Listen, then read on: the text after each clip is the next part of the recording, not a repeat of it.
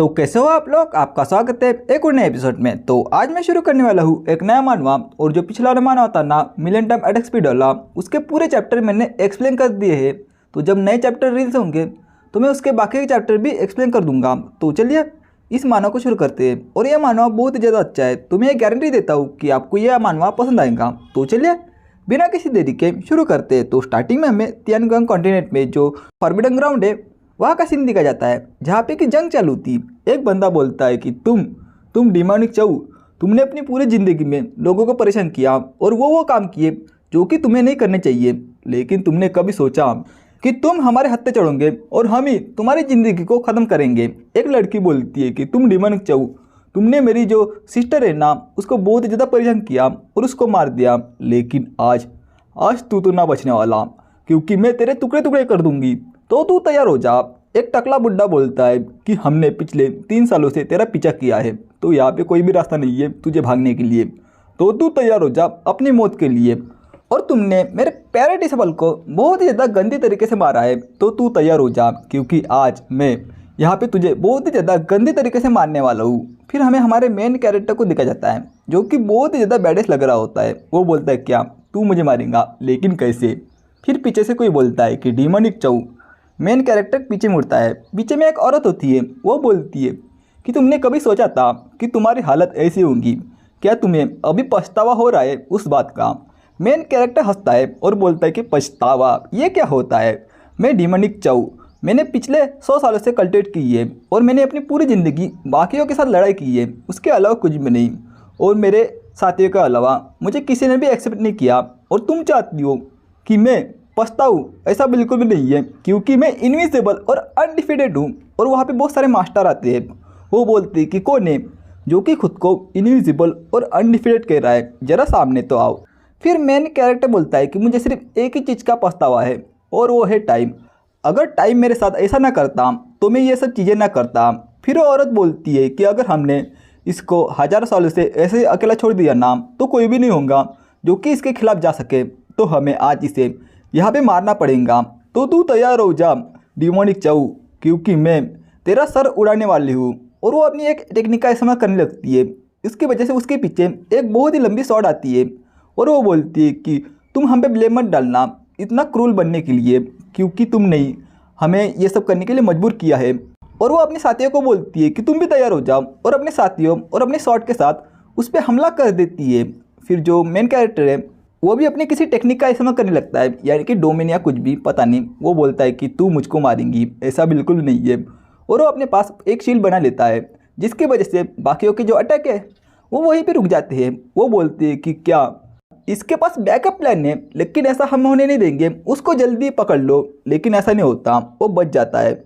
लेकिन बाकी जो है ना वो 3 फिगर बना लेते हैं, एक बुद्धा जैसा और 2 अलग अलग टाइप के। वो बोलते हैं कि हम आज तुझको यहाँ से नहीं जाने देंगे, तो ये ले, और उस पर हमला कर देते हैं। जिसकी वजह से जो मेन कैरेक्टर है वो बहुत ही ज़्यादा दूर जाने लगता है, उसके मुंह से खून आने लगता है। लेकिन वो हंसता है, वो बोलता है कि इतना मज़ा मुझे कभी नहीं आया, क्योंकि तुमने अनब्रेकेबल इमॉर्टल के जो सवाल है उसको तोड़ा है। इससे जो एम्परर है ना वो रिग्रेट करेंगे, वो पछताएंगे, ना कि मैं, क्योंकि मैं अभी तुम सभी लोगों को मारने वाला हूँ। और वो जो अपनी तलवार है उसको नीचे घुसा देता है और अपने आप को सेल्फ डिस्ट्रैक्ट करने लगता है, यानी कि उड़ाने लगता है। उसकी वजह से वहाँ पे बहुत बड़ी एनर्जी का एक ब्लास्ट होता है, और वहाँ पे धुआं ही धुआं होता है।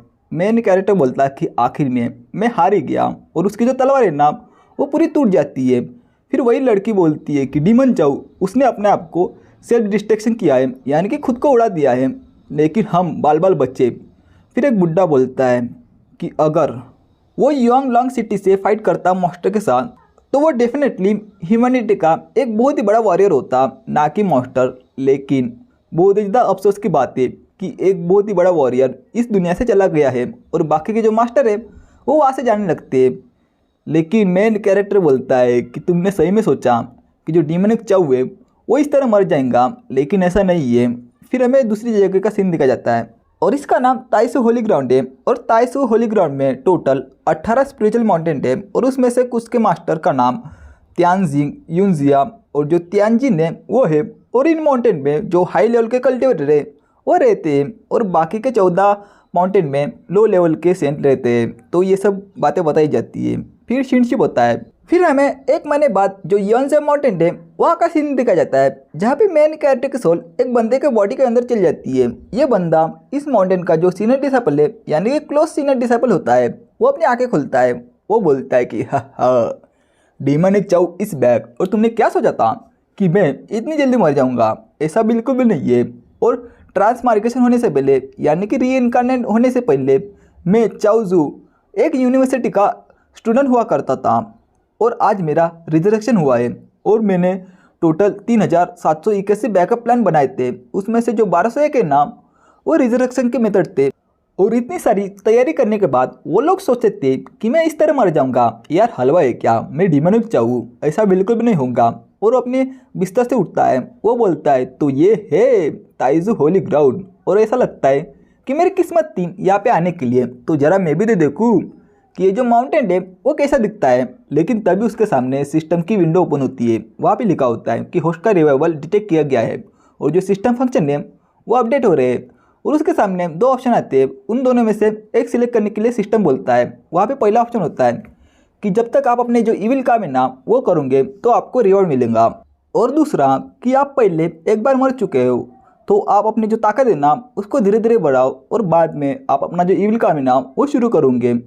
फिर मेन कैरेक्टर बोलता है कि मैंने अपनी पिछली ज़िंदगी में जो डेस्टिनी विलेन है ना वो चुना था, वो तो बहुत ही अच्छा होता है, उसकी फीलिंग अलग ही होती है। लेकिन इसकी वजह से जो बाकी के लोग हैं ना वो मुझसे बहुत ही ज़्यादा नफरत करते हैं, जिससे कि मुझे बहुत ही ज़्यादा बुरा लगता है।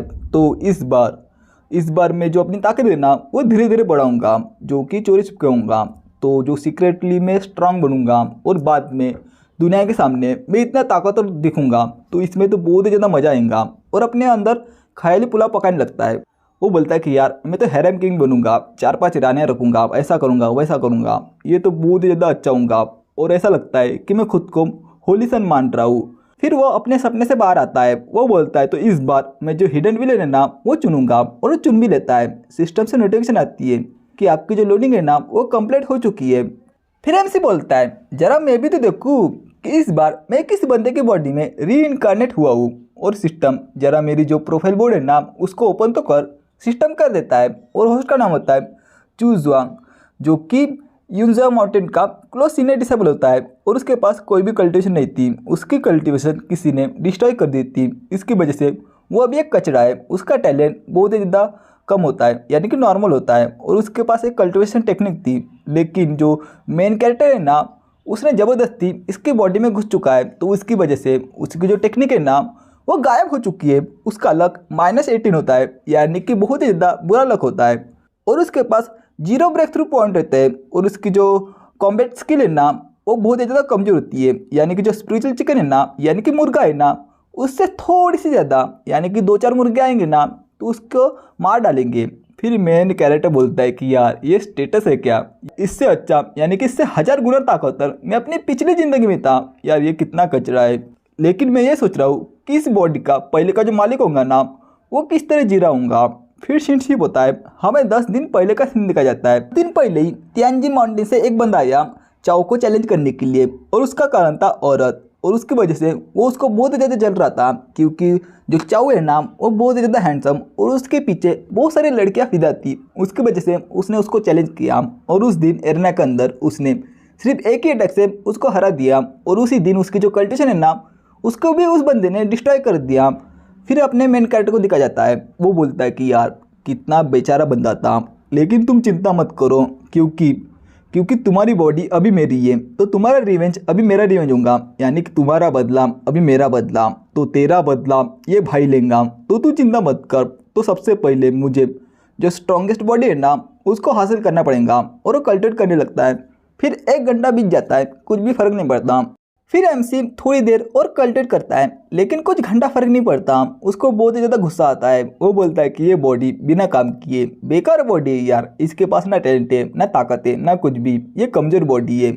और इसके अलावा ये जो बंदा है ना ये हमेशा से चोट खा के आता था, तो ये बॉडी किस काम की, मैं क्या करूँ। लेकिन वो हंसता है। वो बोलता है कि लेकिन मेरे पास एक प्लान तो है, वो काम जरूर आएगा। यानी कि कुछ ना कुछ खिचड़ी एमसी के दिमाग में पक रही थी। फिर सीनशिप होता है, हमें बाहर में 4 बंदे को दिखा जाता है। उनमें से एक बंदा बोलता है कि तुमने सुना है कि जो माउंटेन के मास्टर है ना वो वापस आ रही है और उन्होंने 3 दिन पहले जो डिमोनिक चाउ है ना उसको हंट किया था, यानी कि मार दिया था। फिर एक बंदा बोलता है क्या डिमोनिक चाउ, और वो मारा गया है? ऐसा सपने में भी नहीं है, क्योंकि जो डिमोनिक चाउ है ना वो इनविजिबल और अनडिफिटेड है, और इसके अलावा उसके जो साथी है ना वो बहुत ही ज़्यादा डरावने हैं। लेकिन वो एक लो लेवल का सेंट था, तो वो जो हाई लेवल के सेंट है ना उससे कितने दिन और बच पाता? ऐसा तो होना ही था। एक बंदा बोलता कि हाँ बहुत ही ज़्यादा अच्छा हुआ, क्योंकि जो इविल पर्सन है ना वो इसी तरह एलिमिनेट होने चाहिए, यानी कि मारे जाने चाहिए। लेकिन जो एमसी है ना वो एक पेड़ के पीछे से वो सब सुन रहा था। वो बोलता है कि तुमने कभी नहीं सोचा होगा कि वो जो डिमोनिक चाउ है ना, यानी कि मैं ना सिर्फ जिंदा हूँ बल्कि तुम चारों की बातें सुन रहा हूँ। लेकिन अगर मैं तुमको हरा नहीं सकता तो मैं तुमको ज्वाइन करूँगा, क्योंकि मैं स्मार्ट तो हूँ। फिर एमसी बाहर आता है और खांसने लगता है। बाकी के बंदे बोलते हैं कि सीनियर ब्रदर चाउ आप यहाँ पे क्या कर रहे हो? आपकी जो चोट है ना वो ठीक हो चुकी है क्या? एमसी बोलता है कि नहीं नहीं कोई प्रॉब्लम नहीं है, मैं ठीक हूँ, और वो वहाँ से जाने लगता है। बाकी के बंदे बोलते हैं कि हे जो सीनियर चाउ है ना उसका नाम बिल्कुल जो डिमोनिक चाउ है उसके सिमिलर क्यों लग रहा है? एक बंदा बोलता है क्या उसके और इसके बीच में क्या कोई कनेक्शन हो सकता है क्या? एक बंदा बोलता है कि तुम कुछ ज़्यादा ही सोच रहे हो, अगर उसका और इसका कोई कनेक्शन होता तो उसकी जो कल्टिवेशन है ना वो डिस्ट्रॉय क्यों होती? वो तो बहुत ज़्यादा पावरफुल है और ये कमज़ोर है, ऐसा बिल्कुल भी नहीं है। एक बंदा बोलता है कि हाँ ब्रो तुमने सही कहा है। फिर सीनशिप होता है, जो एमसी है वो अपने मास्टर के दरवाजे के बाहर होता है। वो बोलता है कि मास्टर आपका जो डिसेबल है वो आपके साथ कुछ बातें करना चाहता है, तो प्लीज़ ये दरवाज़ा है ये खोल लीजिए। उसके मास्टर भी खोल देती है दरवाज़ा, और वो बोलती है कि चाओ जू 10 दिन पहले तुमको चोट लगी थी और तुम बहुत ही ज़्यादा घायल हो गए थे एक फाइट के दौरान, तो तुम यहाँ पे किस लिए आए हो? क्या तुम चाहते हो कि मैं तुम्हारी कल्टिवेशन में कुछ मदद करूँ? एमसी बोलता है कि हाँ मास्टर प्लीज़ मेरी मदद कीजिए कल्टिवेशन में। उसके मास्टर बोलती है कि तुम्हारी कल्टिवेशन लो है और तुम्हारे पास फाइटिंग स्पिरिट भी नहीं है, यानी कि तुमको लड़ाई करना पसंद नहीं है और तुम डिजर्व करते हो तुम्हारी कल्टिवेशन डिस्ट्रॉय करने के लिए, तो मैं इसमें तुम्हारी कुछ भी मदद नहीं कर सकती, तो तुम यहाँ से जा सकते हो। मेन कैरेक्टर बोलता है कि मास्टर आप नहीं जानती कि मेरे कल्टिवेशन के कम होने का कारण क्या है। चलो मैं बता देता हूँ, क्योंकि मेरे पास रिसोर्स नहीं है। अगर मेरे पास रिसोर्सेज नहीं रहेंगे तो मैं ताकतवर कैसे बनूंगा? क्योंकि आप बाकी के पूरे जो रिसोर्स है ना वो मेरे जूनियर में बांट देते हो, तो मैं इससे कैसे ताकतवर बनूंगा? आप ही बताओ। ये बात सुन के उसकी जो मास्टर है उसको गुस्सा आने लगता है। वो बोलती है कि तुम्हारे पास कल्टिवेशन नहीं है, तुम्हारे पास टैलेंट भी नहीं है, और तुम आलस करते हो कल्टिवेशन करने के लिए, और तुम मुझ पर ब्लेम डाल रहे हो कि मैं तुमको रिसोर्स नहीं देती। ये तो बहुत ही ज़्यादा बकवास बात है। एमसी बोलता है क्या? ओ अभी पता चला, क्योंकि मेरा नाम और जो डिमोनिक चाउ का नाम है ना वो लगभग सेम है, इसीलिए तो मैं सोच रहा था, क्योंकि बाकी के बंदे को रिसोर्स मिलते, यहाँ तक कि मेरे जूनियर को भी रिसोर्स मिलते, लेकिन मुझको रिसोर्स ही नहीं मिलता, तो मेरी जो कल्टिवेशन है वो आगे ही नहीं बढ़ती। क्योंकि आपका पूरा गुस्सा मुझ पर निकलता है, क्योंकि आप जो डिमोनिक चाउ है ना उस पर गुस्सा नहीं निकाल सकती थी, इसलिए आपने पूरा का पूरा गुस्सा मुझ पर निकाला। उसके जो मास्टर है उसके पास आने लगती है। वो बोलती है कि मैंने कभी तुम्हारे ऊपर मेरा गुस्सा नहीं निकाला है, और बदले में मैंने तुमको मेडिसिन दी है ताकि तुम्हारे जो घाव है ना वो भर सके, और तुम अपनी जो कल्टिवेशन है ना वो इस माउंटेन पीक में कंटिन्यू कर सकते हो। लेकिन एमसी बोलता है कि नहीं नहीं नहीं मुझको ये नहीं चाहिए, क्योंकि मास्टर आप मेरी मदद इसमें कर सकती हो।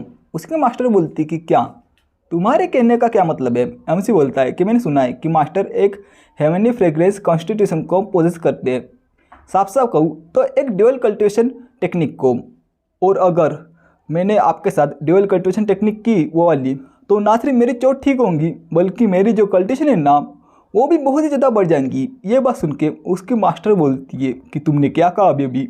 लेकिन मैंने कैरेक्टर बेशर्मों की तरह बोलता है कि हाँ मैंने कहा है कि मास्टर प्लीज़ आप मेरे साथ ड्यूअल कल्टिवेशन कीजिए।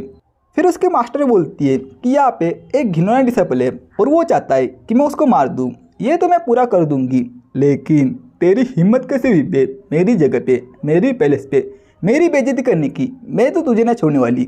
और वो अपनी एक टेक्निक का इस्तेमाल करने लगती है और एक शॉट बना लेती है। वो बोलती है कि मैं तेरा नीचे वाला काट दूंगी और मेरे माउंटेन पीक के बाहर लटका दूंगी, और मैं तुझे अपने माउंटेन से भी निकाल दूंगी, तो तू तैयार हो जा। एमसी बोलता है कि क्या तो मेरा वो काट दूंगी। लेकिन कैसे? और अपनी उसी हाथ से उसकी जो तलवार है उसके पूरे टुकड़े टुकड़े कर देता है। और वो बोलती कि कैसे? यहाँ पे ये क्या हो रहा है? ये तो मैंने नहीं सोचा था, लेकिन मैं अपनी जो हाई लेवल सेंस की जो कल्टिवेशन है उसको अनलिस्ट क्यों नहीं कर पा रही हूँ, उसको इस्तेमाल क्यों नहीं कर पा रही हूँ, ये कैसे हो रहा है बे?